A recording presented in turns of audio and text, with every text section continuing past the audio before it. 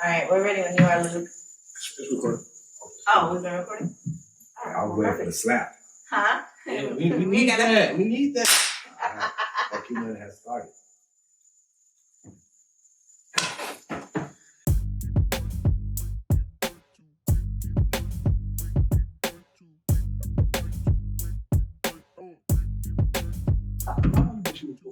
Man, I've been shooting pool.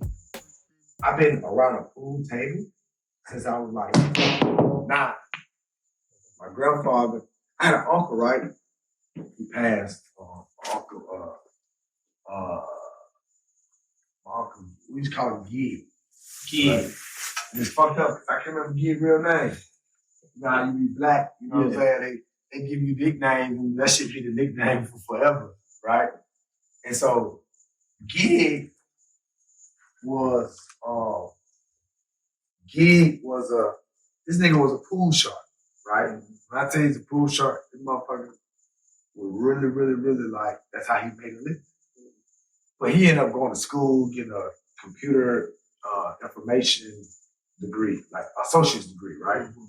But the nigga never used the degree because he's one of them all want the white man type of niggas, right? So he would not become a professional pool shooter because he didn't want the white man to represent him. So he just hustled. He just hustled the pool. You know what I'm saying? He just hustled the pool shit. Just like, even though he had a degree, even though he had a chance to go straight, this motherfucker said, right? He didn't want a white man. He was very serious about that. So white man not representing him type shit. Yeah. Right? Yeah. I know what kind of black man that was. Yeah. Nah, he was serious about that shit, bro. When I say he was serious about that shit, he was serious about that. So I've been shooting pool since around it. So literally 9 years old, bro. Now, when I get a spot, not on my own spot, I'm gonna have like more pool table type energy. Mm-hmm. So I'll probably get better at shooting pool as I get older. Okay. Because I'm gonna have the shit in my house. But now, I rent Airbnbs and shit. And if I see a pool table in the Airbnb, it automatically make me want to rent it. You know what I'm saying? And so I book it. But the thing's so crazy because this fucking Airbnb is catfish the shit out of us. You know what I'm saying? This pool table look way. When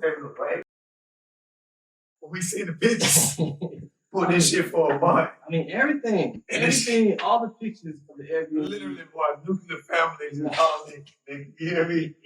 Motherfucking nuclear family calling me. Motherfucker said, hey, baby, we're gonna got these guys, and they're gonna rent the house for a whole month, and we're gonna go stay at Auntie's house. They got a little baby trampoline in that motherfucker. They got all type of shit. You know what I'm saying? But to the point about the pool table, pool sharks, catfishing is just a new hustle. Oh man, catfishing is a new hustle. And it's just another way to pretend. You know, I think about pool sharks. Obviously, it's like you play the table. Yeah. Right? You want to pretend like you're in a good shot to make your opponent comfortable. Then they can look at you. And then all of a sudden you're a pro. But now it's like you put up pro pictures. Like you got the nice pool table, you got the nice basketball court. You know BBLs and catfish. BBLs and the catfish? Yeah, that's what catfish is now. They got so deep with the catfish, they got them went on here and said, now it's real. The BBLs and the catfish, you never thought about it like that. I never thought about it like that. That's what it is, BBLs and catfish, bro. You feel like BBLs is just new in general.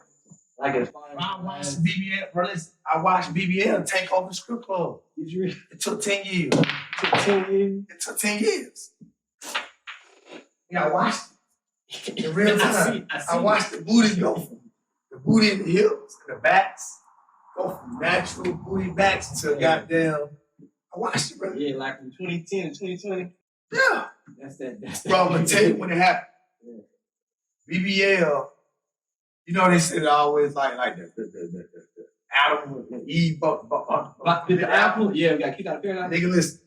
That's what happened when the video business started goddamn getting popping and they started going down. Yeah. When the video business that was popping back in the day when Melissa Ford and All the motherfuckers, and they get on the cover of goddamn Key magazine. Magazine, When that shit became not popular, it's because goddamn that shit became. That's when the start of the BBL rise. Nigga.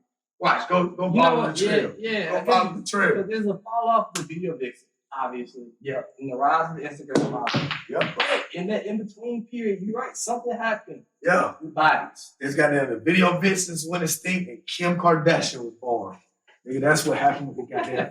That's how the BBLs goddamn took a thing, and they goddamn came alive. Nigga.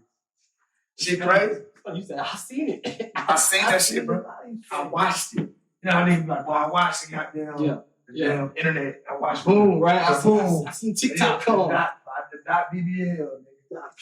I watched the dot BBL happen. You know what I'm saying? And you in Atlanta. Yeah. And then when I wasn't in Atlanta, if I wasn't in the strip club in Atlanta, I'm checking out the strip clubs in Miami. You know what I'm saying? And bro, and you see that too. But listen, bro, it took over. So Catfish is a new BBL. Cause guess what? They getting the face BBL and everything. Yeah. They got them chick that the way she looked when she was born.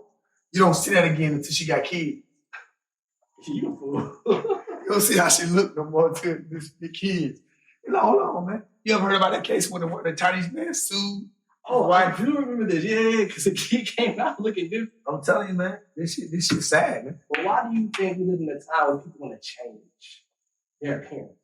I think it's a way. I think it's a shortcut. You know what I'm saying? Like we have, as humans, we're intelligent enough to realize, oh, if I can create my distance to be shorter, I can kind of get somewhere. Listen, man, racism is the reason for BBLs. Man. I'm telling you, if there were no racism, black women or white women wouldn't feel like they would have to change their figures to get somewhere faster. You know what I'm saying? Like all of the self-hate and all these, it's all it comes from, like racism. This is true. So you never think that goddamn racism is the reason that Kim Kardashian is born. That bitch. I mean, when you put it that way, shit crazy, bro. To your point, the racism is probably the most influential event in American history. Yeah. Easily. And they try to take these books out to schools. It informs you about your history. Yeah. But it's everywhere. The books never was in no goddamn school, though. You don't think so? When I was in high school, okay. But I ain't read no book about... But you wasn't in the library, though. You're right. I wasn't in the library. You can't definitely wasn't there. Got me there. You didn't check. Got me there. Wait. I was just talking about, like, what they teach us. Yeah. What's on the curriculum. You know what I'm saying? They was like in history class, we would talk about Black history, right? But I didn't learn about all them Black inventors until I got out of college and I started researching because of curiosity. Yeah. You know what I'm saying? Like history does not, you know what I'm saying, showcase Black people in a light that makes them superior than other races. At all. Even though the brain and the level of pressure. The reason we always been the best inventors, because we've always been the ones that's the most frustrated. You know what I'm saying? Friction.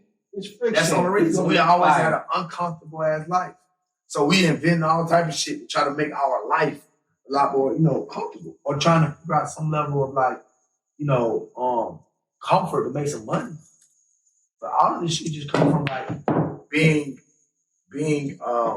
uncomfortable in your own situation. You know what I'm saying? So why is it so important to be genuine? Even though it seems like you can take shortcuts to change. I think shortcuts are always the most truthful. I think it's important to be genuine because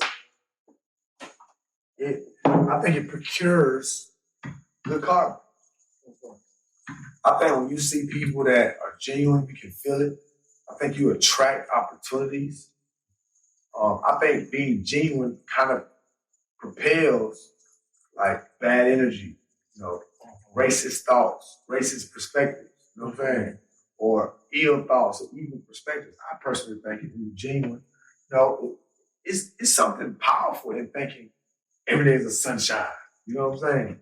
People are like, every day ain't the sunshine. You get mad at those people that's always happy. Them motherfuckers that's always happy, man, they see life differently, man. They probably be more healthy on the inside. And probably could be on the outside. Yeah, In a lot of ways. But would you say you were one of those people? Everyday sunshine type of person? Yeah, I remember I met one of my homegirls. My homegirl, she used to tell me, I don't want to talk to this nigga no more, man. Every time I talk to this nigga, he happy. One can stand this shit. She's like, nigga, stop being so happy calling me all the time. It used to be the funniest shit. I was like, man, you gotta chill out, man. But were you living like happy circumstances then? Nah, man. I mean, you know, I was just, man, it's just one of them things when you start making decisions about what you want to be in life, how you want life to hit you.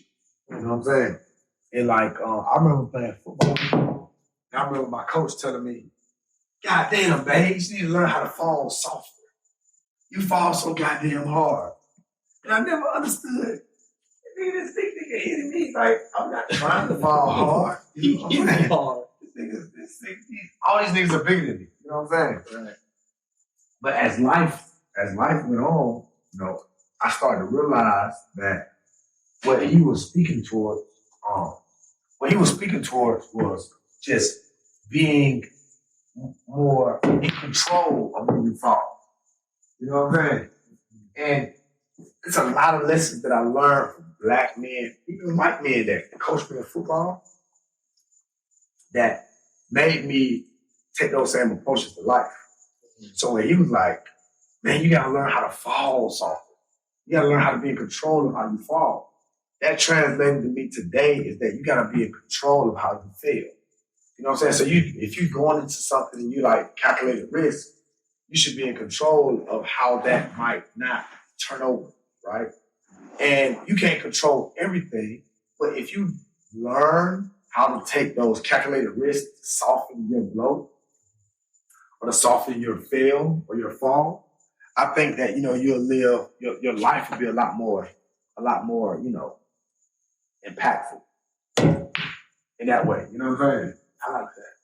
All softer. Yeah. So, you know, so a lot of these lessons that we learned through like, you know, speaking and hearing and playing sports and getting taught by these older men. Yeah. But at the time when you playing football in high school, these niggas really never been in 30. They really don't know shit about life. They're really not that old. They don't really know shit about life. I'm thinking about it. A lot of these niggas was like in their late 20s. Like, we thought they were old man. In the club. Now that we're in our late 20s and 30s, like, these niggas really they know shit about life. Nigga, you coach high school football, man. Kind of funny to say that now. They just bigger. They bigger, so you feel like they should know more. And I think when you got people looking up to you, it makes you want to be wise and say wise things. That one, even though that's confusing, I was been mad confused by that one. Yeah, but it came full circle though. So it's good right now. You was on with something. Definitely. I mean, you know what? How are you seeing, like, on your day-to-day life? How are you seeing your processes? Mm-hmm. Like, you know what I'm saying? Like, when you're waking up, you know, I had called you because I'm trying to learn how to skate, right? Yeah. And so then I was trying to learn how to skate. I was like, man, I'm trying to learn how to skate, man. I fucking around, went to that Usher goddamn skate party, and then goddamn Measy tricked me, talking about he can skate. I'm like, oh, you can't skate? I can't skate. Let's do it together. I get on that motherfucker. This nigga like, I'm like, hold on, Measy, you can really skate. I was lying. I can't skate. I'll never put skates on my feet. Then I'm around that motherfucker about to crash and burn. I'm sliding by, punch tops. They see me this motherfucker about this bitch. I need to laughing at. Where's the video at? Nigga, the video somewhere. I gotta find this. Jen sent me the video. Jen sent me shit like, yo, I sent a video on you seeing you. I had a coaster jacket on, embarrassing the company. Shit was terrible. Because Ty called me talking about, I'm trying to learn how to skate. But he made it seem like he was urgent. It's definitely urgent. I'm trying to learn to skate in like 2 days. Send to the skater rink. The rink's too busy. So I ain't doing this. No, I ain't doing it. Too many eyes. Too many eyes, too many cameras. So he leaves. And I guess you went for it. When you hit me, I was in Santa Monica. And we were doing a documentary on a producer. And this was interesting because I'm watching his process. They had us there for 6 days from 2 to 2 p.m. to 2 a.m. Do like interviews? Nah, like literally just sitting in the studio. It's an open door, so anyone can come in at any time. You don't know who's gonna come in. They also got an area for producers to be cooking up. Right, so they got a whole band there, and he was telling us about how this band is specifically put together because when you have concentrated energy, you can get more work done far faster than you can if you just try to pull people together that you don't know. Mm-hmm. So they cooking up beats, and then you got a door where anyone can come in hearing what you make. And we were doing this 2 p.m. to 2 a.m. every day for 6 days. And that just taught me so much about how, man, you can get a lot of work done in a week. Yeah. You can get a 3 or 4 months worth of work done in a week if you got the right people, the right team, and the right mindset. So it's been trying to find a way to concentrate the right energy in the right places at the right times. I feel like the trickiest part for me is when it's time to like get up and go.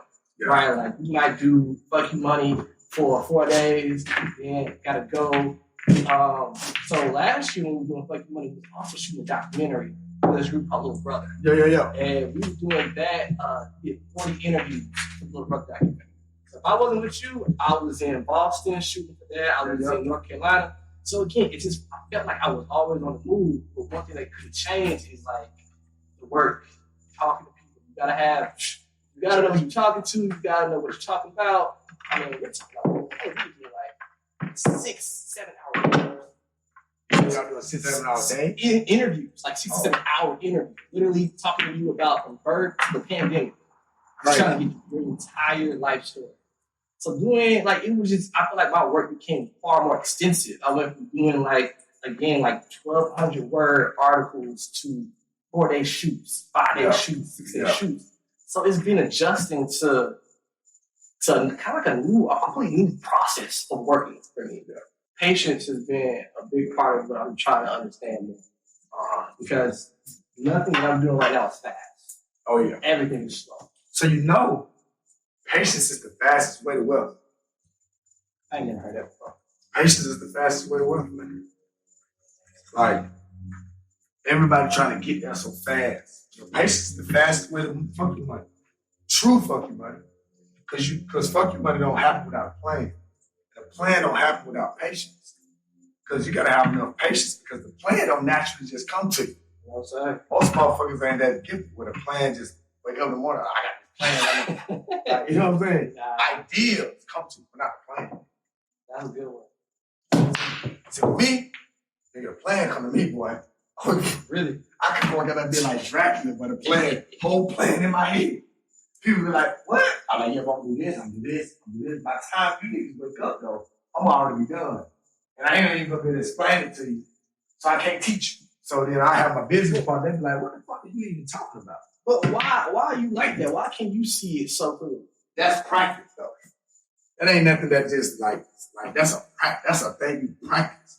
Like if you do that every day, what you're doing, you do that every single day for an hour. Yeah. And you do it for 10 years. Yeah. And you started doing that when you were 17. Yeah. Now you're 27 years old. Mm-hmm. You've been doing that every single day for an hour. Yeah. Right?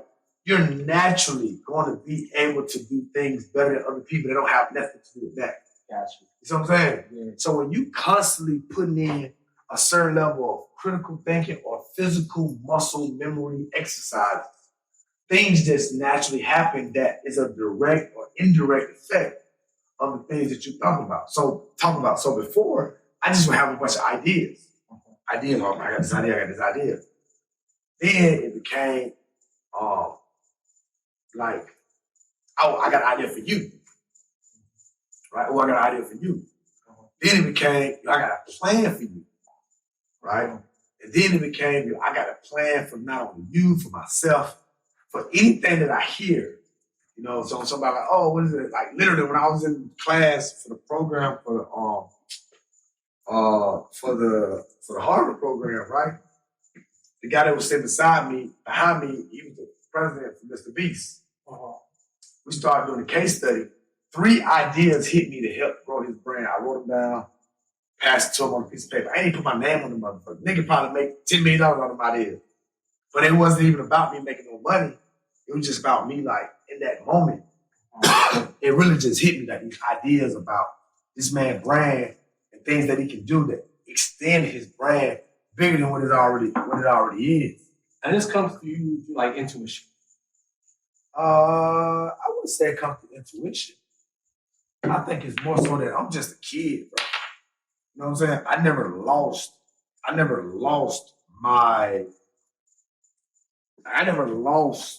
that, you know, I never grew up. You know what I'm saying? So like, I never grew up. So like, when you start talking about like the kid things and shit, like even the dynamic, I never grew up. I got more responsible, but I never really grew up in that sense, you know? And sometimes growing up is a process of killing your imagination. I got a cousin that looked after me, kept me out of trouble. I asked him one day, I was like, hey man, you know, what's your passion? Like, you know, what's your passion? And I can't remember the exact question I asked. He told me that today he is extremely excited because his kids are getting things that they need. And that's his passion. You know what I'm saying? And nothing is wrong with that. I think it was beautiful. You know what I'm saying? I just ain't in that space to be thinking like that. Not that it's wrong, but like to be a grown up, society has told you that you gotta kill your imagination. You ever seen Drop Dead Fred? Nah. You never seen Drop Dead Fred? Nah. Then you gonna watch Drop Dead Fred, we're gonna do a fuck you money episode about Drop Dead Fred. Alright. And when you watch it, you gonna be like, this nigga talk is crazy. I watched that movie very, very young, bro. Drop Dead Fred taught me so much about life. Literally. Drop Dead Fred, I was like, yo, in order to grow up, you gotta kill your imagination, your imaginary friend. You got to. And if you want to grow up, If you want to grow up. if you want to grow up. That's why people that are like you gotta realize the most difficult thing for your brain to process is to stop something that's a natural thing. It's a natural thing to grow up and be like, I'm gonna be an adult, I'm gonna get bills, I'm gonna have kids, I'm gonna get a wife. Like, so to stop your brain from doing that intentionally is another type of exercise that your brain and your body really ain't used to, right? And most people fail it, right? So for you to be able to say, I'm not gonna grow up. Like that nigga Kanye West is a kid. Yeah. Nobody cannot tell me that Kanye West is not a kid. How he acted, the temper tantrum, all those different things. That does not excuse him for his actions as an adult. Right. But if a kid was doing those exact same things, what you would say? They're like, oh, he's just a kid. He's a kid, he don't mean obviously we ain't gonna be married with kids and shit. Right. Kid. But like his actual outbreaks. You know what I'm saying? And so I think terrible right now. I think that it's a really, important thing for people to know. Oh, what I was making is if you can become an adult without killing your imaginary friend, then your life can change. But the moment you kill your imaginary friend, then you gotta goddamn bring that nigga back like Drop Dead Fred. That's what happened. Yeah. You gotta bring the nigga back. If you don't bring him back, you think Elon Musk is that man is a kid. He's a child. That man is grown. That nigga bought Twitter for goddamn $4 billion. Would you have ever bought Twitter, guy? Shit, nigga, if I had that nigga much money, it's a lot of shit I'd be buying. If I had Elon Musk money, I probably would have bought the Timberwolves, though. I probably would have bought Twitter. But I definitely would have bought the Timberwolves. Somehow the Timberwolves would have been a better investment. Yeah, 1,000%. It would have been a better investment. As many engagements, but a better investment. You want to know why I bought the Timberwolves about Elon Musk? Why? Ant-Man. I bought Timberwolves because Ant-Man there. Like, boy, that nigga there star, boy. I'm buying Timberwolves with Ant-Man there. Still a better investment. Are you calling him Elon Musk? Yeah, what is the name? Elon. Elon. Yeah, I wasn't correct. Yeah. I like Elon. Well, no. They're like Calvin Harris. You like Calvin Harris, baby. Nigga Elon Musk. Yeah, that nigga. Well, You onto something. You onto something. I like the idea of just the consistent practice of doing something. And that one muscle is going to work other muscles. Yeah. Like, even if you don't recognize those muscles yet. Even if you're not successful, it's still about the action of doing it. The repetition. The repetition over and over and over again. Well, what was your most repetitious practice that you did constantly? That you feel like? Man, I used to dig for music. Yeah. Like, bro, when I tell you I used to dig for music, I used to always find the hot shit. Yeah. I used to be on that motherfucker. That SoundCloud, that YouTube. I would sit down. I would be in that motherfucker for hours. Just finding shit. You know what I'm saying? I would. I'm an obsessive learner. Mm-hmm. If it's something new that's happening in the world, and I learn about it, I'm gonna sit down for the whole day, and I'm not gonna move until I learn what it is. As much as you can about it. As much as I can about it. Especially if it's an action item that I need to be doing. If it's an action item that is gonna cause me to do something, I'm gonna sit down. I'm gonna learn as much as I can, bro. I guess you could say learning. Yeah. I'm always like, I gotta learn this. I gotta learn that. I mean, I was like that with music. I mean, I remember LimeWire?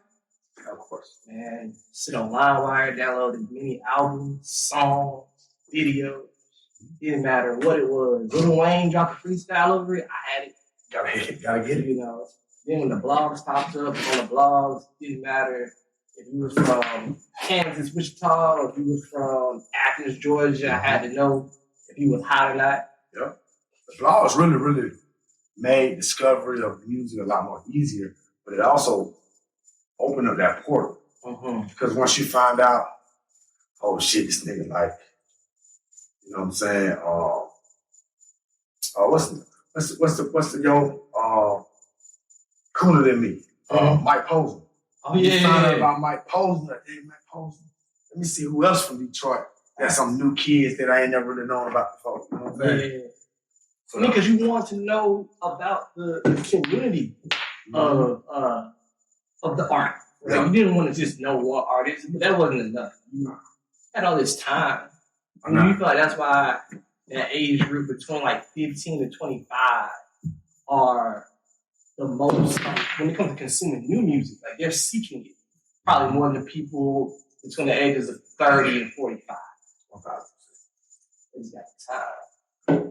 He was talking about Mr. Beast one episode, and I had found this article released in September of 2022 by Adam Ryan. He is the creator economy of Curating. And they talk about Mr. Beast because he's a case study that the creator economy can thrive with a top creator. Oh. He's on the path to be the first billionaire YouTuber that has created a blueprint of how big of an ecosystem a single creator can become. Mm-hmm. Mr. Beast, at this point in time, this is September 2022, has 104 million YouTube subscribers on his personal page. Yeah, 157 now. 157. Now, today. And more than 180 million across 18 channels. Yeah. Now, this is the thing. He was on pace to be a YouTube creator for a billionaire. But Jake Paul passed him? He's gonna pass him. That new Prime beverage he got? Yeah. Man, they said that shit doing like $1 million in sales a day. For real? Yeah. That Prime shit is nuts. Because the margin on beverages is nuts. Well, they say here that he has his own beef burgers now. Yeah. So that's something that he's new. He has 500 plus ghost kitchens alone. Yep. You know. And so at the time, I had something. He got chocolate. I had some of his chocolate. So he's doing all products. He's doing all products. He got the chocolate. He got the burgers. He got YouTube. He got real estate. And then I don't know what else things that he's doing. But it's definitely the chocolate and the burgers is the thing that's outside of content. So just seeing how he has been able to create a ecosystem. Yeah. Yeah, the burgers is kind of like his Yeezy. I mean, the chocolate is kind of like his Yeezy. Yeah. Like how much money that you can potentially generate. You know what I'm saying? With a product like that. Like that shit's at 7-Eleven. That's where I got it from. So you would say if you are a creator, once you build your content where it's generating, your next thing is product. Yeah, 1,000%. 1,000%. Because it just seems like that's what his content is generating so much money that he has the space to explore. 1,000%. He can invest in whatever he wants. It doesn't have to be not to be just clothes. He can do chocolate. He can do burgers. 100%. But just looking at the numbers on this kid that he's 25 now, but at the time of the article, he's 23. Yeah, and he's young. He's young. But what's some of the stats? I mean, that was just the numbers that they had as far as just the numbers. Well, is there any young people that you came across that you've been super impressed about their business? They're super impressed by their business. That's creative people right there. Photographers, videographers, rappers, singers. I've been running into a lot of people that's coming up right now. Yeah. Abigail has this really cool thing. It's like dope shit on TikTok. Okay. Her TikTok is one of the ones that jumped out at us as far as when we're doing rap portraits. I'm trying to see. I just be running into these kids, man. Yeah. Every time I run into these kids, I'm just talking to this kid, Caleb, right now. He's a young writer. Yeah. And he just sends me music, sends me articles. Yeah. They're so tapped in. I met this kid I had when I spoke at UCLA. I mean USC, right? Yeah. One of the homies that kind of work at American Express. I met this young kid named Daniel. And he had a school project he was doing where he had to throw a concert. But he had this jumpsuit, like screen printed of Roman noodles. Roman numerals? No. Ramen noodles? Ramen noodles. Ramen noodles. Yes, bro. And it was like, he said it was some level of promotion for the concert, right? Mm-hmm. So I ain't really question on the ramen noodles and shit. I was like, it's interesting. But he was like such one of them, you just could see like how hungry he was in his eyes, right? So I was like, well, listen, man, he took my number or whatever the case may be. And what was so crazy is that he was like, yeah, man, I'm doing a party. You know, if you got an artist, they can go perform. I'll put them on the show right now, right? But I was looking for some young videographers, and I hit him like, yo, I need some young videographers. Could you send me some? You got some young talent in USC. That man sent me, he gave me a day. He sent me 30 videographers and film and photographers in an Excel spreadsheet. And so I was so confused. I was like, hey, bro, where you at? Man, we got to talk. Because I was just so impressed that he had that level of reach. Collecting data is a skill set of specifically, just think about it, if you can call a person. You say, yo, I need 10 people that know how to make custom furniture. Yeah. In a day, boom, they send it to you. I need 10 people that know how to paint houses. Say, boom, but that's a skill. That's a art of curation, right? Yeah. So he did that for videographers. So I was like, hey, man, can we go to lunch next week? So we go to Soul House and have lunch. He's like super, super, super, super, hungry for information. Mm-hmm. So I'm like, he's like, yeah, man, I know, man. It's a little thing, and I was able to help you those videographers. I said, hold on. The fact that you can get that many level of videographers with these are all solid, tasteful selections, that curation. That's not something that's a little thing. That's why we sitting here today, really. Yeah. Because I can't, how many motherfuckers I've been trying to get to see me? I don't care, I got 1 or 2 of them see. He sent me 30 already. Literally 30. I just got one. I was, this is to your point, because I had some guy that I know. we met running around. He's a writer.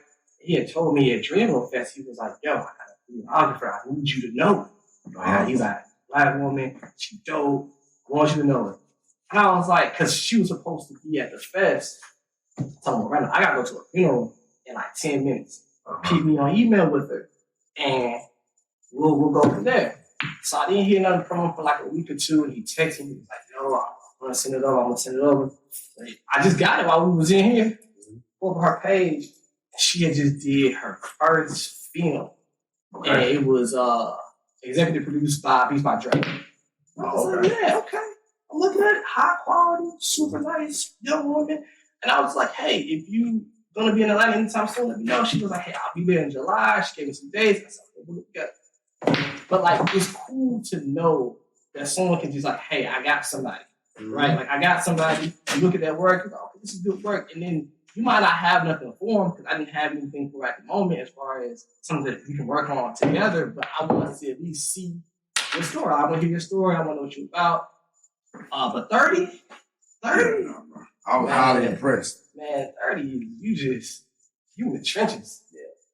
But those are the type of individuals that resourceful, that end up being, they end up being the founding founder of some very successful company.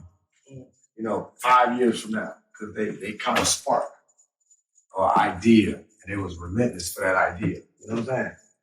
How do you go through what I would consider like large masses of people? What you mean? When you're getting so much information, like how do you decipher where you should put your time at? To me personally? Yeah. Shit, man. I be letting God deal it. But they gotta have a relationship with God to get to me nowadays, but they better pray. Because it'd be so much information. You gotta pray. You gotta pray that somebody see it that know me or some shit, boy. Cause I'm praying that I find it. Cause I can't. I don't have enough time to look through it. You know what I'm saying? Like all the individuals that I have came across in this journey, it was curated somehow, some way. You know what I'm saying? I can't even. There's no way for me to describe it. To be able to be so early on certain people's radar or their journeys, to be able to say, man, that shit's crazy. You know what I'm saying? And it's a consistent thing. So that's why I just always just take it as, man, you gotta be praying for it. You gotta pray for those opportunities. You gotta pray for that insight to be able to know, like, okay, it's something that I should be paying attention to. You know what I'm saying? I hear that. There's one kid I'm interested in. It was Barry had the Sofago show in Atlanta. Yeah. First one that they did, I want to say 2021. While I wrapped around the building, it's rocking, they did the launch. And Remember that show? Because I think he performed on top of the car after the yeah, because it was too many kids. They were about to shut it down. I was on the street corner, and there's this kid standing next to me. I had never met this kid before in my life. And I look at him, and I asked him, how you getting in there? He said, I'm shoot. I was like, all right. So I see Barry. So I'm like, all right, come follow me. Barry gets us in. And that kid hung out with me for like 3 days. He did whatever I asked him to. My phone down, like, you get this charge, he charged my phone. I was like, I need a ride. With you. He rolled me around like, Them the youngest you need to be finding. and he makes clothes. You know what I'm saying? So I'm always telling him, I was like, he picks me up about some stuff he's working on, things of that nature. And it was just being at the right place at the right time. You know? That's a part of it as well, though. You know? Being in the right place at the right time, that's a real thing. That's all God, though. Like, even when we start talking about, like, fuck the money and, like, this concept of, I never, ever, ever, you're never going to hear me say anything about self-made. I don't believe that shit. Not because I believe in God, I believe in alignment, I believe in a community. There's so many steps that happened before before I even realized it was happening, that afforded me the opportunity to be able to think of the concept of doing something around for. You know what I'm saying? And you know, just like I know, we ain't really made no money off this shit like that for real. You know what I'm saying? It was a promotional tool to get the book out there. Right. And then it just started being something that was like, oh shit, like, you know, Amazon would give us an opportunity. Right. But for the most part, all of this is just like these concepts and this favor that I believe comes because you're just a good human. You know what I'm saying? And I would say Ant was new, the show was new, like everything around it, the book was new. We were pretty much entering what I would consider uncharted territory. So, you know, you never sold books before. Nope. You know, you sold a lot of things, but you know, never put your name on a book and sold that. So there is what I would consider like learning that we had to kind of undergo before we even get to season 2. Just to get through season 1, we had a lot to learn. Oh yeah, we learned it on our first shoot about needing Wi-Fi to do the show. You know what I'm saying? Because we got Airbnb at a spot, they ain't got no Wi-Fi. So, you know, I feel like the learning of fucking money, the show is, to me, as real as the learning of building any business or building any kind of idea. You gotta start from somewhere. Yeah. You know, the interesting part about all of this shit is,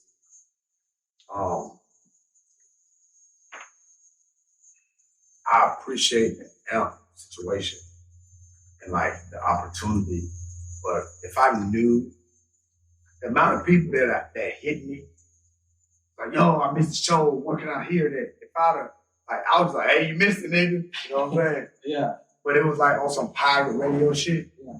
But now this season, I want to make sure everybody really can go back and listen to it over and over again, because there might be some game that they was able to get that they'll be able to promote more and then overall help the message get out more. You know what I'm saying? I was someone just texted me while we've been here that they got to reread the book. Yeah. You know, that's something that I've heard numerous times throughout the last year or so, is that like I'm about to read it again. Yeah. I'm about to go back to it again. Because people will read it, you're gonna live your life, and then you feel like I want to go back to that information and see if I'm learning or see how I can apply it. It's the same thing with the show, right? Yeah, I'm pretty sure there's things that people wish I wish I can go back and hear that conversation at young time. But that shit just disappeared. It's just like an Instagram story. It's just gone. You wanna know what's so dope though? What's so dope about this shit? And we would have never thought about this. This is what's so great about exploring ideas, because the idea will come from the idea, right? And what's so dope about it is that there's not gonna be too many audio shows, radio shows, podcasts that's gonna be based around every season. There's a book that's coming from the season, right? So now we're working on volume 2. This is season 2. Fuck your money. And I think that the concept of this is gonna be really, really, really game changing. And people are not gonna understand the levels of it, because it's like, oh snap, like it's easy for somebody to be like, okay, I'm finna start a podcast. We're gonna set up at the sneaker shop. We're gonna interview artists. But it's different when it's like, nah, this podcast is attached to a literature that you gotta read to really understand the podcast more, or to really understand the show more, right? And I remember asking you and Vanessa like a couple days ago, like, you know, what makes a show a podcast? You know? And like, oh, the microphone, the headphone. Like, I never want to wear none of that shit. That wasn't gonna work for me anyway. With the big boom mic in front of my mouth and shit, and just talking. That wasn't gonna work. Someone could look over the fence and probably not think we're making a podcast. Oh yeah. They probably just say they just outside talking shit. You know, I think that is just part of the energy. Yeah. Because that's just. I think that the ideas, and I can't say the ideas on this camera because we're gonna put it out and then you'll be like, oh snap. But as I talk, more and more ideas come out. And what is really dangerous is Black men and women that can execute ideas. But what's more dangerous than that is Black men and women that can execute ideas and they got their own money to invest into those ideas. Because now you don't have no barriers. You don't have no barrier to somebody stopping you or something stopping you because you didn't have the right funding in place. You know what I'm saying? Right. Or you had to wait on certain things and all of those different aspects of it.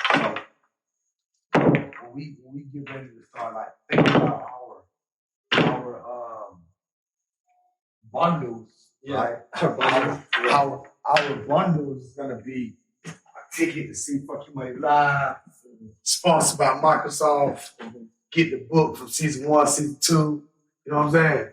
And all of those different things, you know what I mean, had to happen, you know what I mean?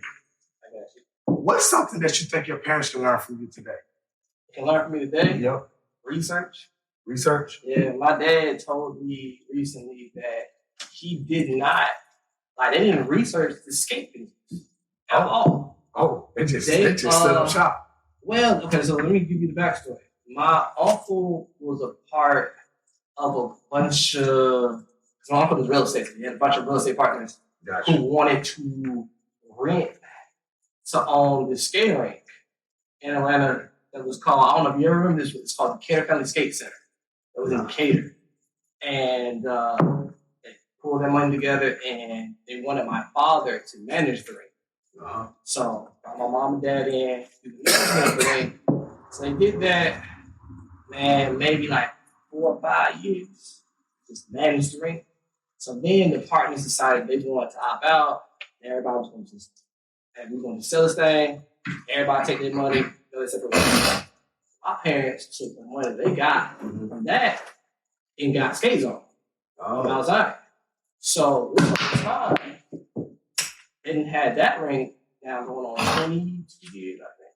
But that's so crazy. I don't stay around that place, that area for so long. I never do that. Did you ever been? You went before? That's my first time. First time?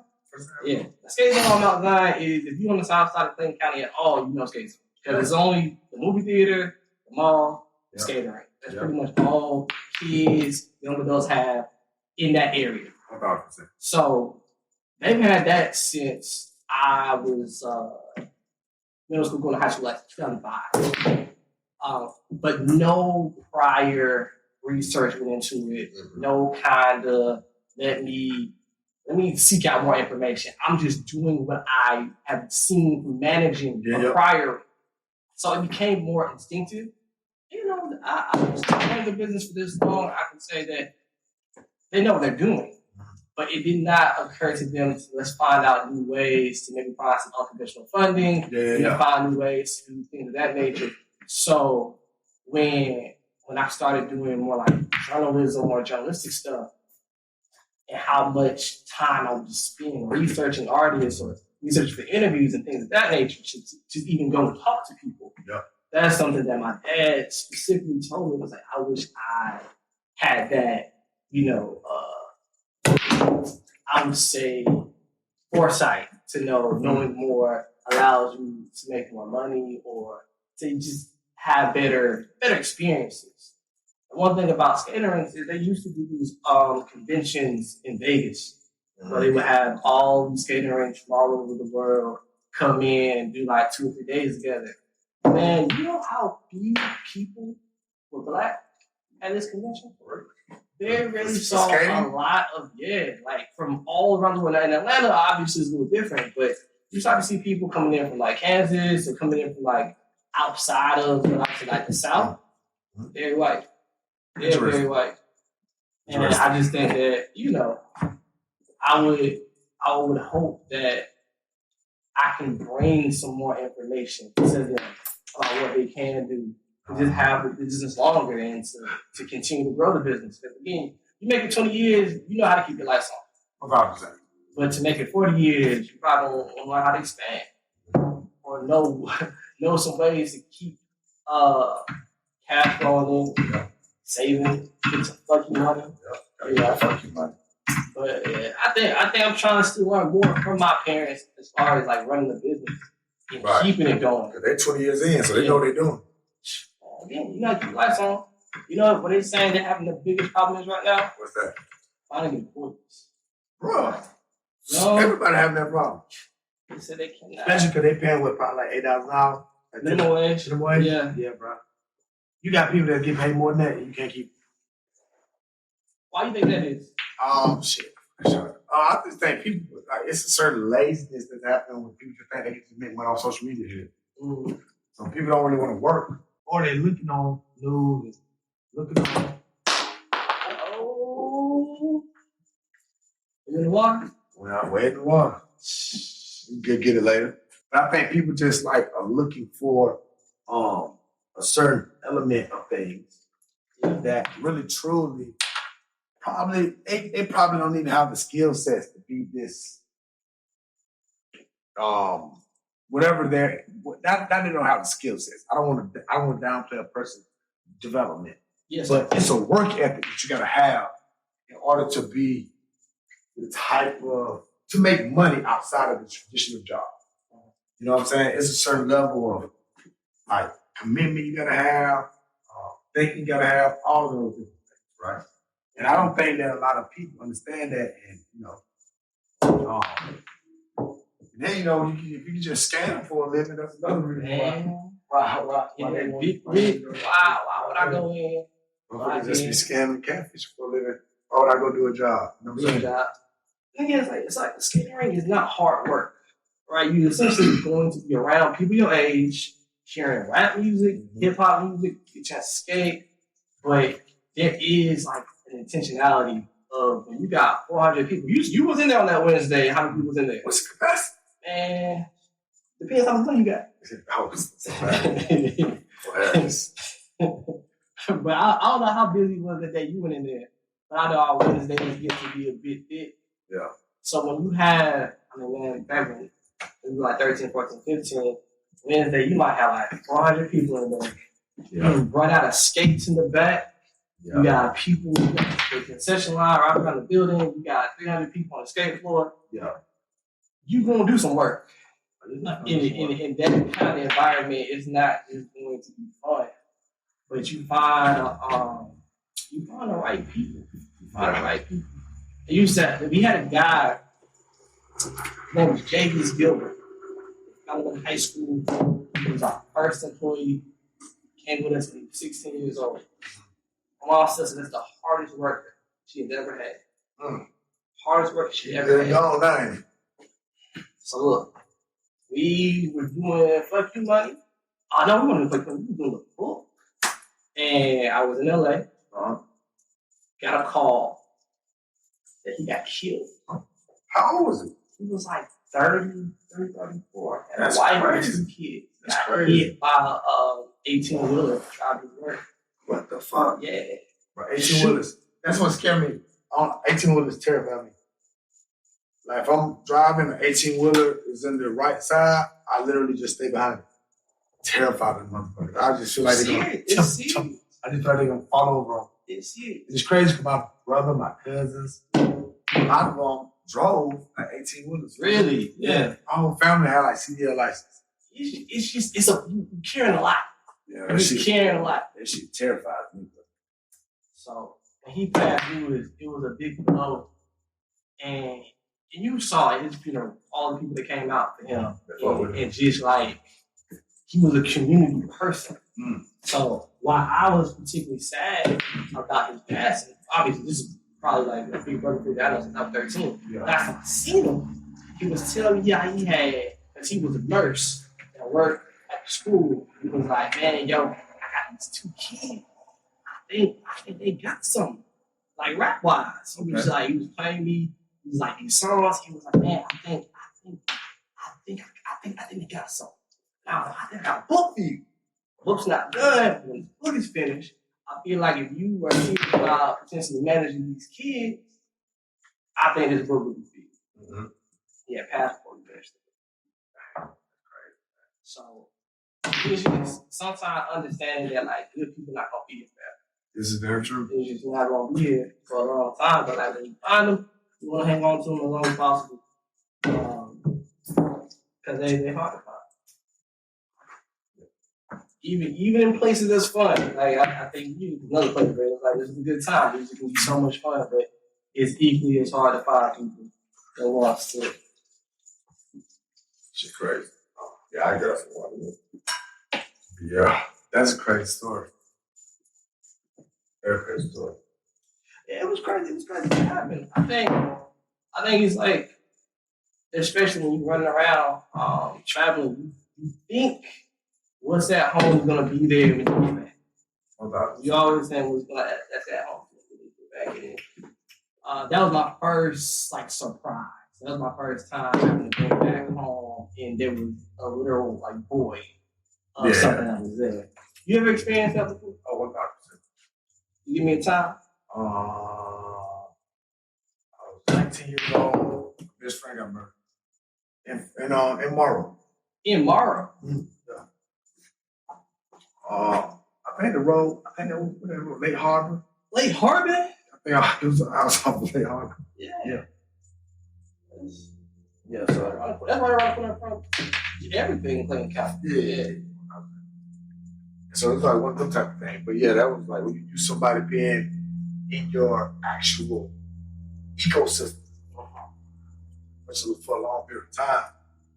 You know what I mean? And that's removed, throws you off. Mind you, I was young. I couldn't even imagine somebody being in my life for adulthood years, right? Yeah. It's already hard when you are young.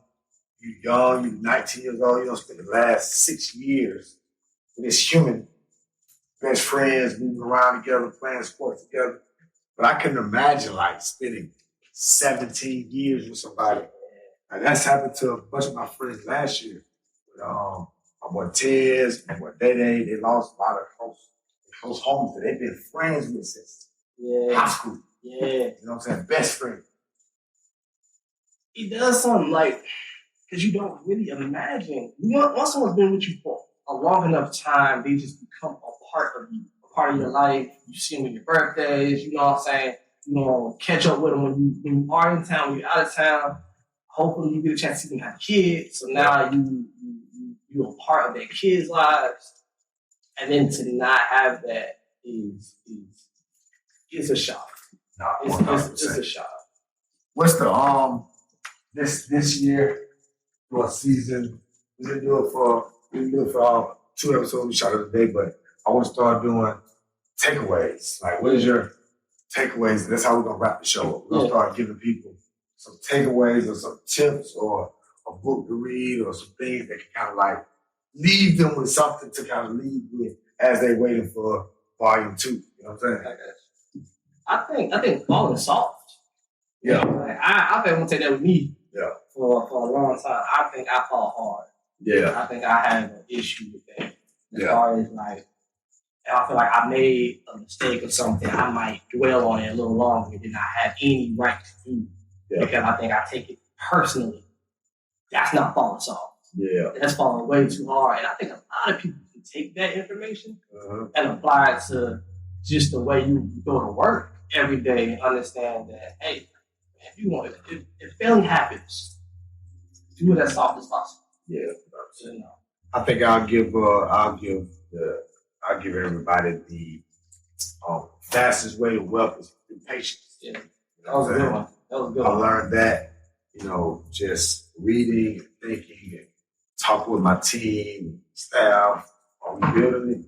Everything is based around patience, because once you master patience, you directly and indirectly master your how level-headed you are. Your emotional IQ, you master all of those different things, and you master patience. So you master patience, then you start to work toward that long-term game, which is, building generational wealth for your family. So, that's a wrap right there, man. We should be out of here. So we wrap it up. How do we? That's how I do shit. Yeah. How we doing the show. That's that clap hard. That shit would turn me into a meme.